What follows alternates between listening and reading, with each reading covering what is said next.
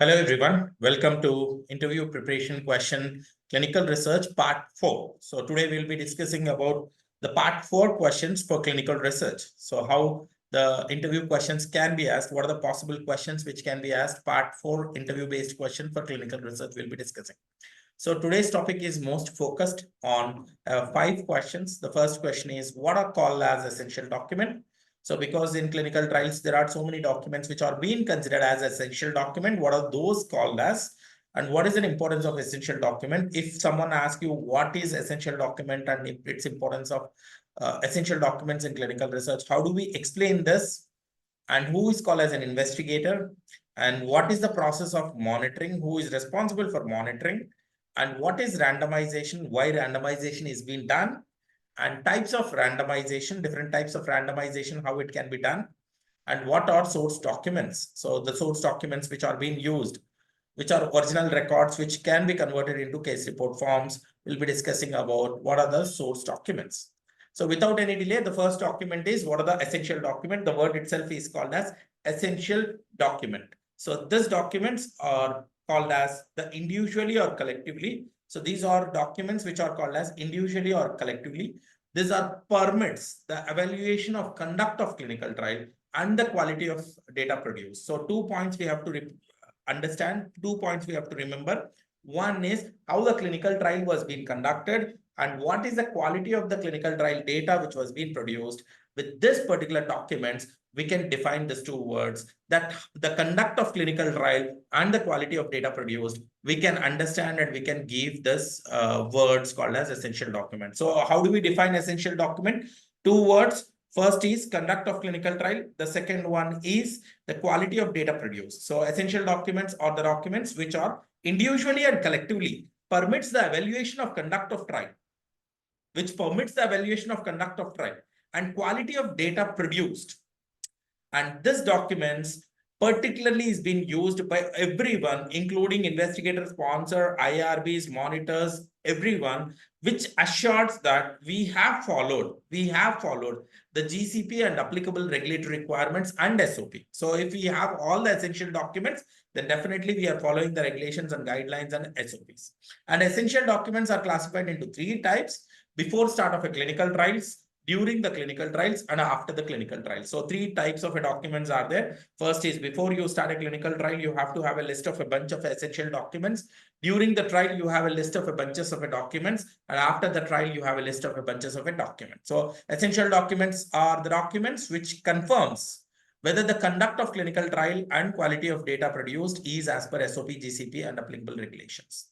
Now, who is the investigator? So investigator is trained, qualified, and experienced physician who conducts the clinical trials. So he is a physician who conducts the clinical trial at the trial site, at the hospital. Then it is called as an investigator. So if an investigator is having a team, or if a group of team is being conducting a clinical trials, then one of the main doctor will be called as principal investigator, and a group of people will be called as investigator or sub-investigator teams.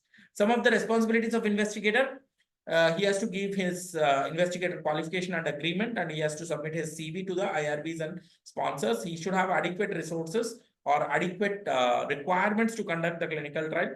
Medical care of trial subjects is responsibility of your investigator. Communication with IRB, compliance with clinical trial protocol while conducting the trial studies, investigation of medicinal product handling and drug accountability, providing the informed consent to the trial subjects, and records and reports is some of the responsibilities for the investigator. So these are investigator. Now coming back to who is monitor. So what is monitoring, or what exactly is monitoring? So now investigator conducts the clinical trial, and sponsor will make sure that investigator is following the SOP, GCP regulations and protocol to conduct the clinical trial. So, but there is all times the visits which are being conducted by an independent examination, by an act of overseeing by a sponsor representative, whether the clinical trial is conducted and data is recorded and reported as per your SOP, GCP, protocol and regulation, then it is called as a monitor. So monitor, how do we define it is, or monitoring, how do we define it is, the act of overseeing the progress of clinical trial, the act of overseeing the progress of clinical trial, that ensures that the clinical trial was conducted, data is recorded and reported as per your GCP, SOP, regulation and protocol, then it is called as monitoring. Monitoring acts as a line of communication between sponsor and investigator. In between sponsor and investigator, monitor comes into picture, make sure that the clinical trial which is being initiated by the sponsor is being conducted by the investigator correctly. So then it is called as monitoring. So there are three types of monitoring visits. First one is before the start of a clinical trial, during the clinical trial, and after the clinical trial. At least 3 visits, monitoring visits has to be performed. And there are sometimes we are conducting remote monitoring, on-site monitoring, hybrid monitoring also. Monitor is also called as CRA, and the whole process is called as monitoring. And what is randomization? What is the importance of randomization? So randomization is one of the most important point to basically to avoid the bias. So in clinical trials, the consideration of a bias is most dangerous. When you are conducting clinical trial, there should be a zero bias, and for that zero bias, we are conducting in randomized fashion. So now randomly assigning the subjects to the treatment group by using element of chance is called as randomization. So randomly assigning the subjects by using element of chance to each group of subjects. Maybe it's a treatment group or it's a placebo group or treatment A group or treatment group. You are randomly assigning the subjects, then it is called as a randomization. And randomization is mainly done to avoid your bias. So there are 3 types of randomization. First one is simple randomization, where simple randomization, the subjects are randomly allocated to either experimental drug or investigational drug based on a probability. So it might be a heads or tails. The probability is if you toss a coin, it might be a head or it might be a tail. It might be an experimental drug or it might be a reference drug. It might be investigational drug or it might be a placebo. So then it is called a simple randomization. So block randomization, the subjects of similar characteristics. There are similar characteristics which are being classified into blocks. Block A, block B, block C, block D. Then it is called as block randomization. So stratification or stratified randomization.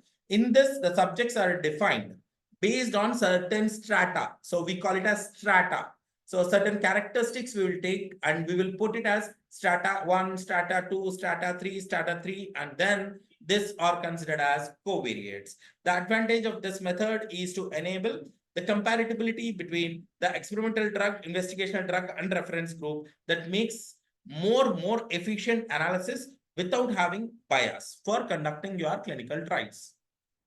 So now what are source documents? So original records which might show an evidence about how the clinical trial was being conducted and evaluation of result and also your quality of data produced. So then it is called as original documents or source documents. So original records or documents which shows the evidence how the data was being collected and the method which was being used to collect and the quality of the data which is being collected is coming from source documents. And source document example is hospital records, clinical records, prescription, laboratory notes, memoranda, subject diaries, evaluation checklist, drug accountability, dispensing records, recorded data from automated instruments, X-rays, ECGs, everything is considered as your source document, and source data is being converted into CRF data. So this is one more time, it's called a source document. Source documents is original records or documents that shows the evidence about the method and evaluation of trial result. So the data which is being produced. So about Clinosol, we are a training organization and reskilling organization. So these are the courses: clinical research, CDM, pharmacovigilance, medical writing, and regulatory affairs. And we give complementary courses also. We give experience to training courses also. So this is our stats for Clinosol for 2023. We have crossed more than 140 placements and 260 blogs and 98 articles and 280 presentation and 72 industry expert sessions. So this is contact us information. So we have discussed 5 questions today. So about your what are essential documents, what is investigator or who is investigator, what is monitoring, what is randomization, types of randomization, and source document. So I'll meet you tomorrow with new part, which is part 5. Till then, thank you.